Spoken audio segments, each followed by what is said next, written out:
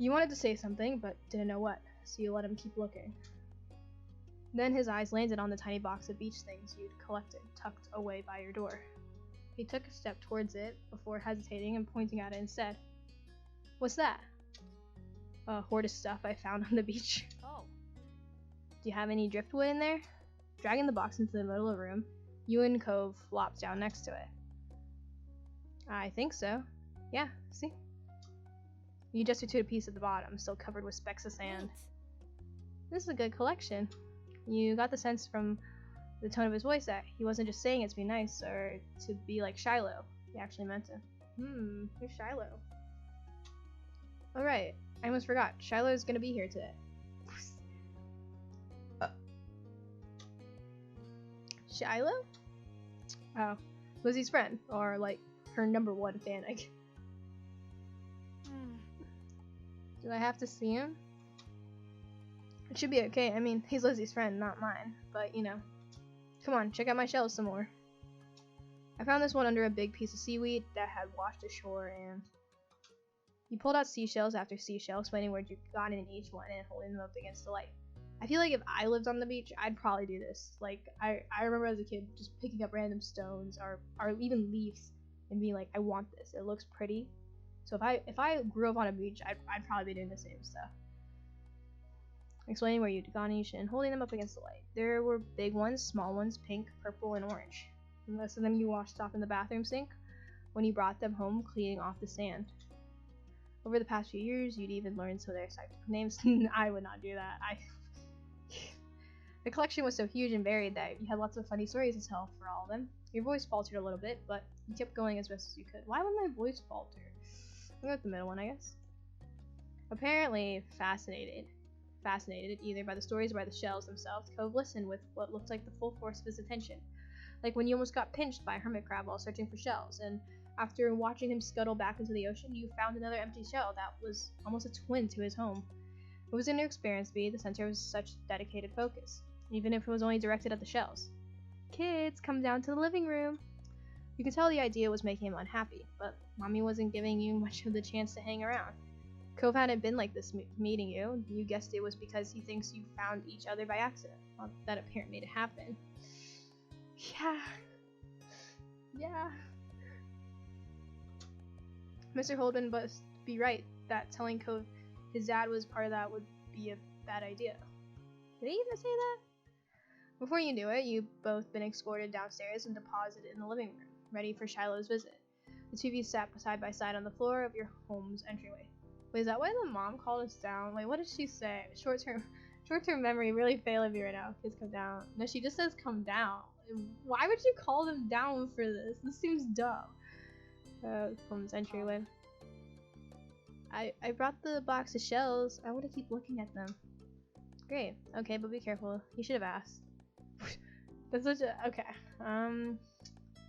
I'd say great. Bust it open. We can keep looking while we wait for Shiloh. Cove reached in and pulled out a big orange shell. Oh. Like, he hadn't spoken aloud yet, he turned to you and held it, his eyes shining. I think this one's the best of them. That's my favorite too. I like a different one best. I can show it to you. You can take it. What would little kid me say? I felt like as a kid, I never really had opinions, you know? Like, I was peer pressured a lot. You know, like, if I wasn't saying what all the other kids were saying, I was like, oh, maybe I'm wrong in what I'm thinking. Like, I remember being like, I like the color pink. And then other girls being like, why would you like that color? It's so girly. And, you know, I was a tomboy at the time, so I mean, I guess it's lamb, but I was like, I guess I don't like pink. So, you know, like, my peers would really affect how I felt about things. That's my favorite, too. Ko smiled at you, and you both admired the shell together. It was a giant conch with shades of dark and light orange. If you held it to your ear, you could practically hear the ocean. I found that one last summer when we went to the beach on a picnic. The two of you were still sitting on the floor looking through your collection of beach findings when the doorbell finally rang. Cove jumped, startled by the sound. Since the person had knocked, he figured it was probably Shiloh. He knew where to look for that. Lizzie's friend? You nodded, but that didn't seem to make Cove feel better. It was already obvious that Cove didn't hide his feelings well. You could tell what he was thinking right away.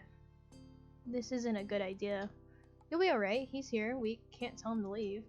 He's at our only door, and if you go upstairs, he'll find you. Cove glanced around the room, his eyes wide, and finally paused with his gaze locked onto the back of the house. Oh, he's so adorable. I can go out the window. He was already walking towards it. Scrambling to think of something to say, you step forward then pause. Do you want to break your other arm? Shiloh's the least scary person alive. Cheer up, Shiloh's gonna like you. Please don't get hurt. I'll come with you. Good idea. Let's go. Why isn't there an option like, don't do this? Cheer up, Shiloh's gonna like you. Please don't get hurt. I'll come with you. Good idea. Let's go. I guess I'll go with the first option. Do you want to break your other arm? Even I don't jump out any of the windows here, and this is my house. The distance from the first floor living room window wasn't far, but you could tell it made Cove nervous anyway. He starts to cast on his arm. The window clearly released from his sails. I don't want to break any more bones. I don't think anyone wants to. Yeah. Oh, I hope there's an option later on for us to sign his cast. But I don't want to see him. I don't know him. Oh, this is literally, I feel this so hard. You teased him, you comforted him, you encouraged him. I'd probably tease him. You teased him. Come on, you're a bigger boy than he is. If things do go bad, you can take him. Shiloh poked his head into the living room. It was impossible to know for sure if he had heard what you'd been saying or not, but you guessed that he had. Hi. Wait, I thought Lizzie was our older sister. I'm kind of confused now. Hi, Z. And hi, Cove. Cove shot you an uneasy glance. I'm Shiloh. It's nice to meet you. Yeah. You have a lot of freckles. Oh, right, I do. This is such a little kid conversation, and I love it. I love it so much. What are you guys doing? We're looking at shells. Can I do it too? Awesome. Cove shrugged, then looked back at your box of beach findings. What about that one? The plan for the afternoon, at least as far as you were concerned, was to sit and look at the beach things some more. You weren't really in the mood to do much of anything else. Wait, I thought this kid Shiloh was here for my sister Lizzie. Why are we hanging out with him? It's like... Hey, check out the scallop shell I found. Cool, right? It's a pretty color, kind of like my cast. The beautiful glittering pink did look a little bit like the wrap around his arm. Pink is a nice color. Okay. I love it. I love this. Kids are so brutally honest. Like, they can't hide their emotions at all. This is so good. Oh? Is it your favorite?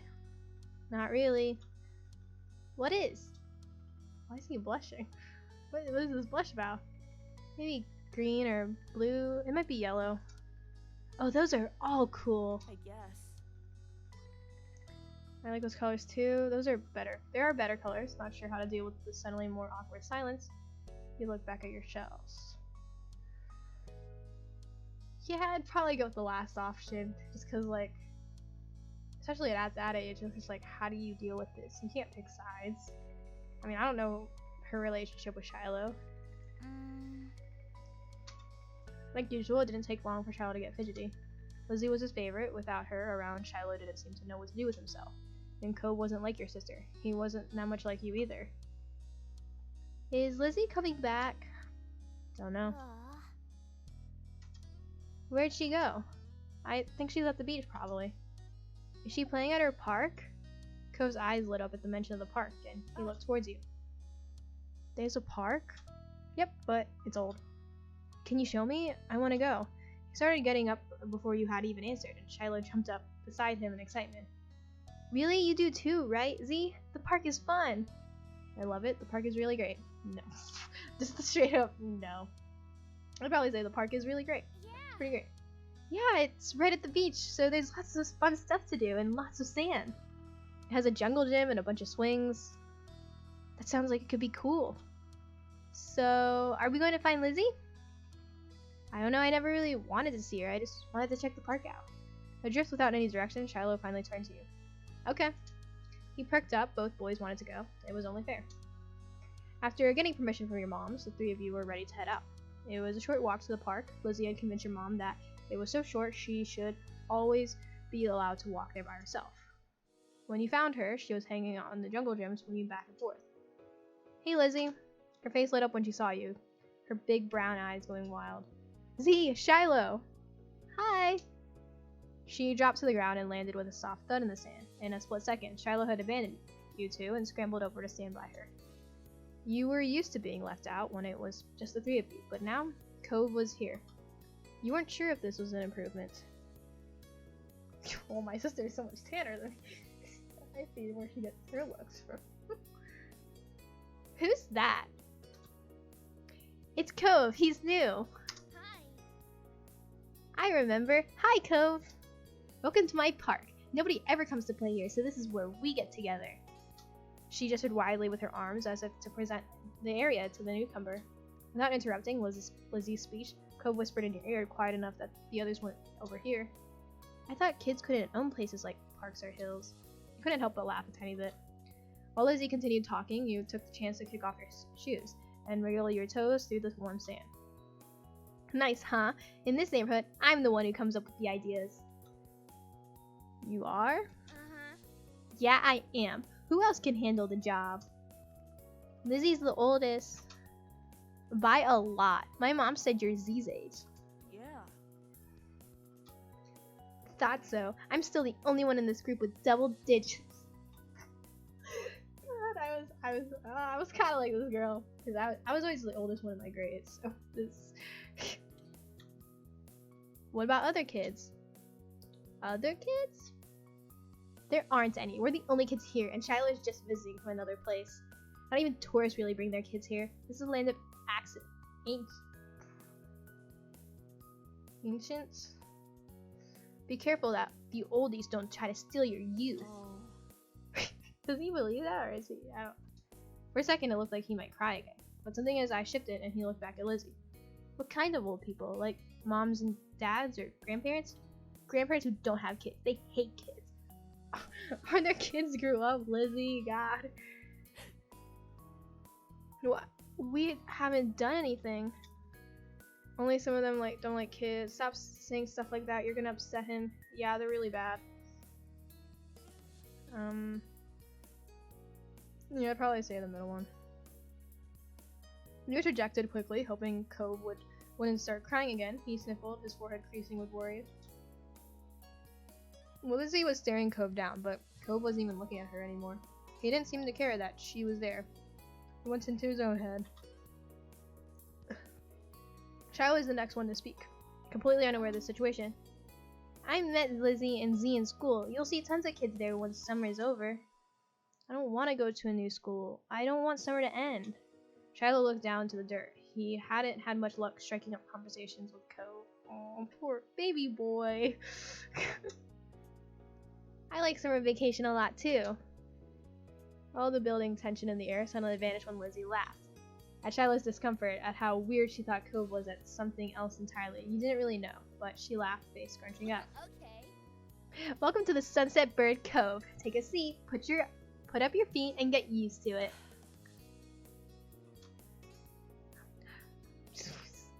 I feel like what he just did was just, but that's not what that is right. For the rest of the summer, Cove was always there. You saw him more often than Shiloh, and on some days when she was in a bad mood or busy, you even saw him more than Lizzie. He became a staple of your everyday life, the way sun and lunch and the beach were. The first summer you hadn't really been interested in him one way or another. He was just kind of a fact of life. Someone you met because he was there. Of course, that was only the start of things. Wait, so, and then the summer ended. What are these? Are these activities we can do during the summer?